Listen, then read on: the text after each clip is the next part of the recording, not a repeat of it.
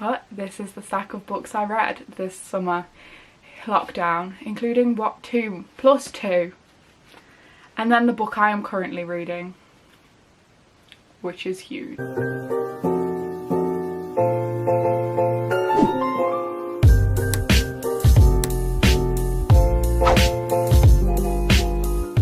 Hello, welcome to my channel. I thought it was finally time. Let's start a YouTube channel and share all the things I love. And the first thing I wanted to share is books.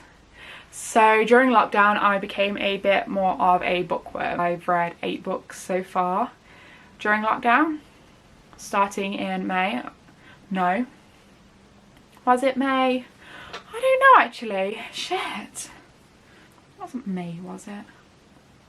How long have we been in lockdown? A long time. I finished my first book on the 29th of April. So I've been reading since then, but I haven't been reading as much, which also is to blame because I was watching all of Grey's Anatomy and I have also started rewatching it again, so I literally finished it and started it again. So please don't judge me, but Grey's Anatomy is my new obsession. Yeah.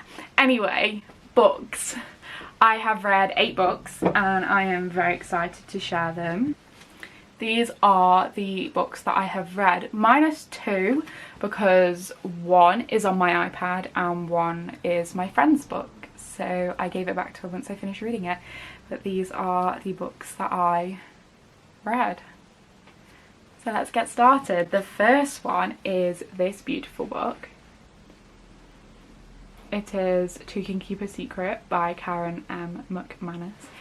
And a lot of people think it is the sequel to One of Us Is Lying, which is Karen's most popular book. But it's not. It's a completely different storyline, and I gave this book 4 stars.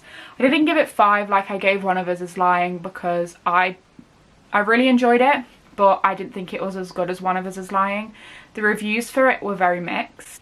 One of the things that I like about Karen's books is the fact that each chapter is from the perspective of a different person, so it changes. So you see it from one person's perspective, but then it carries on from a different person's perspective of the story. So like at some points those 2 people are together and it just changes between whose perspective you're seeing it from. I really enjoyed it. I lent it to my friend and she didn't enjoy it as much. She said it got really good towards the end, but other than that she wasn't a massive fan. And overall I thought it was great. I love high school dramas.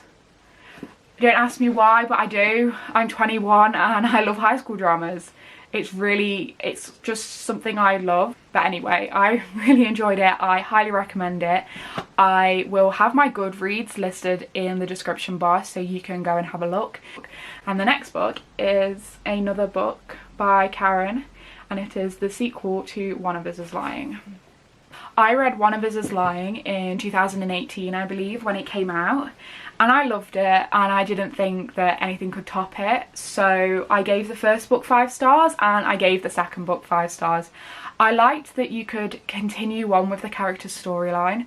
So it was a year after the events of the first book happened when Simon died, and the second one follows on nicely. She does each chapter from a different person's perspective. In the first one it was the perspective of the 4 people that were locked in the room. In this one it's not.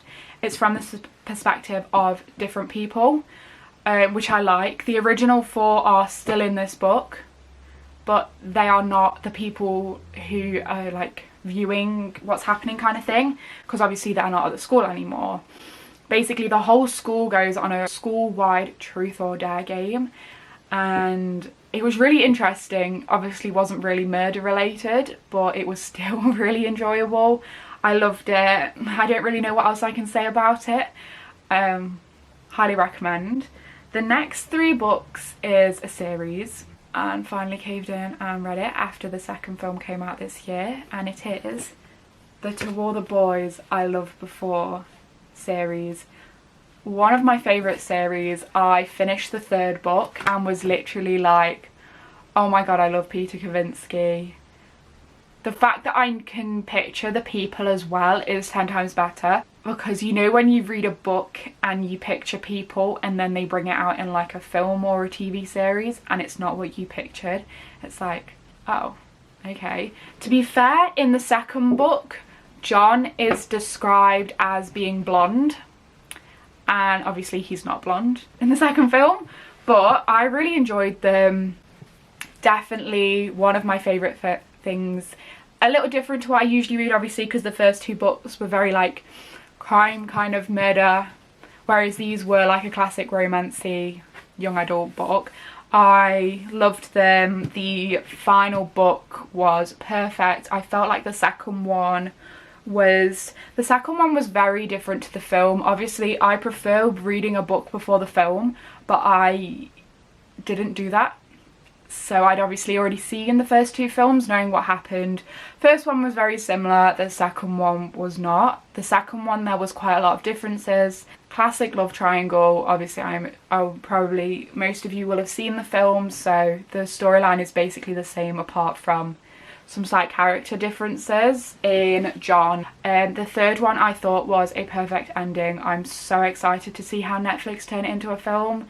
I think that's going to be so good. Really excited. I cried when I read part of the 3rd book. I tell you what bit, but I don't want to spoil anything. But I really enjoyed them. I think I gave them all between 4 to 5 stars. The last one 5 stars. It was great. Again, cannot wait for the film. The next book I read was my friend's book. It was Lying About Last Summer by Sue Warman. And my friend spoke really highly of it, but honestly I didn't enjoy it as much as I thought I would.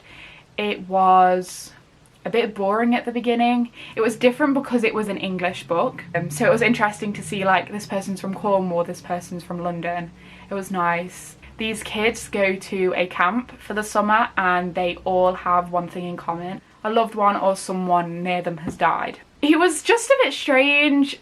Like, the ending was really good, but I only gave it 3 stars. It was just a bit strange. The storyline was honestly a bit weird. I could tell one of the characters was really creepy. At the end, when they like confirmed it, I was like, yep, I saw that coming. Got that vibe from him being really creepy. I wouldn't recommend it, but I guess it depends on your type. It wasn't a very long book, quite a small book, but I have bought another book by the author, so I'm hoping I'm going to enjoy that one.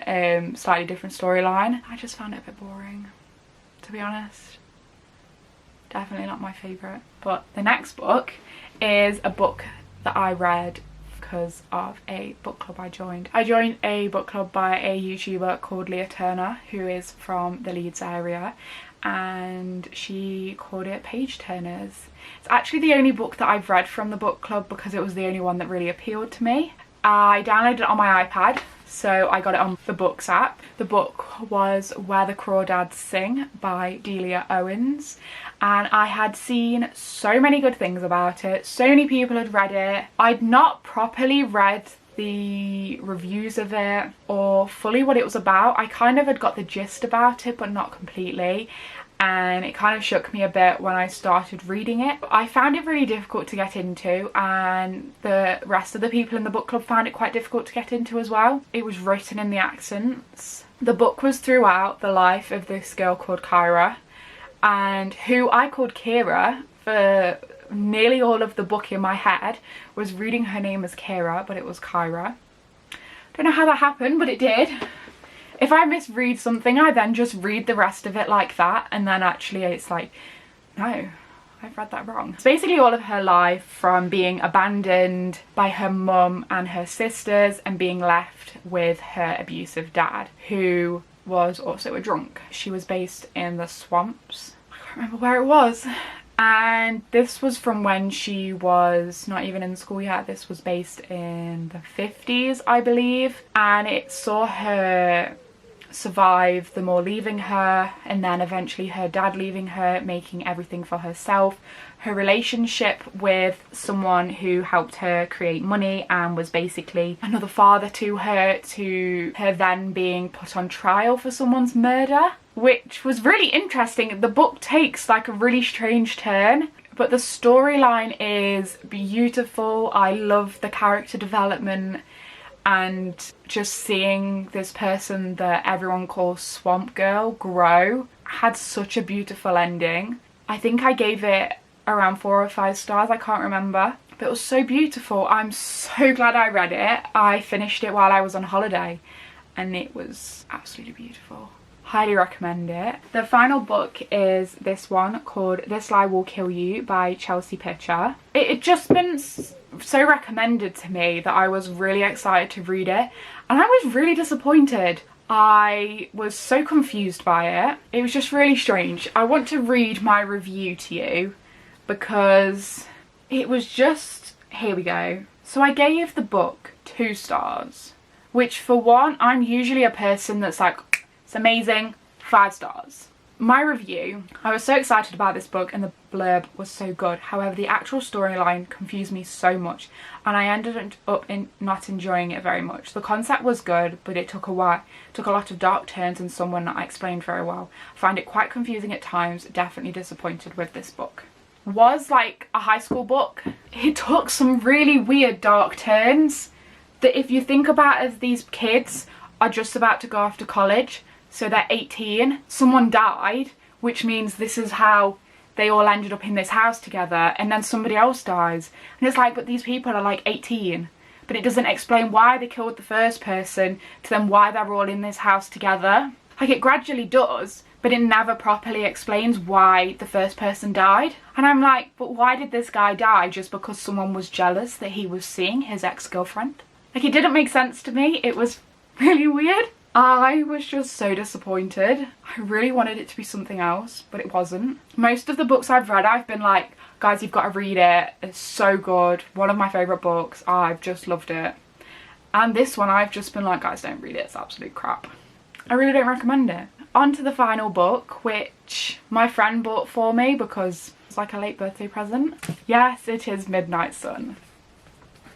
So, I am on page 125. I haven't read it for the past couple of nights. I've just been taking my time with the book. I rewatched all the Twilight films and refound my love with them. I haven't watched them in probably 5 years, maybe? 5 or 6 years. I haven't watched them in that long because I started The Vampire Diaries and then couldn't rewatch Twilight because of the difference between the stories, and I was just like, it's really weird. And then I rewatched them the last week. Something sparked to me and was like, why haven't I watched these? These were my favourite films. Yeah, so I'm gradually making my way through.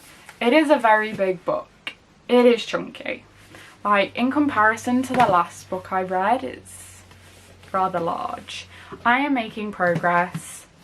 It's really interesting to obviously see Edward's perspective, and I love Edward. Our Pats. I love our Pats. Finish this. Hoping to finish it before I move back to uni. Yeah. I hope you enjoyed this video. This felt very strange, but I'm excited to start this little chapter and a little side thing, which is interesting. And I hope you really enjoyed it, and I will see you soon, possibly with another book related thing, possibly not. Who knows what I will come up with. But yeah. And I really want to do a little thing of when I move back to uni as well. So yeah, I will see you soon. Bye.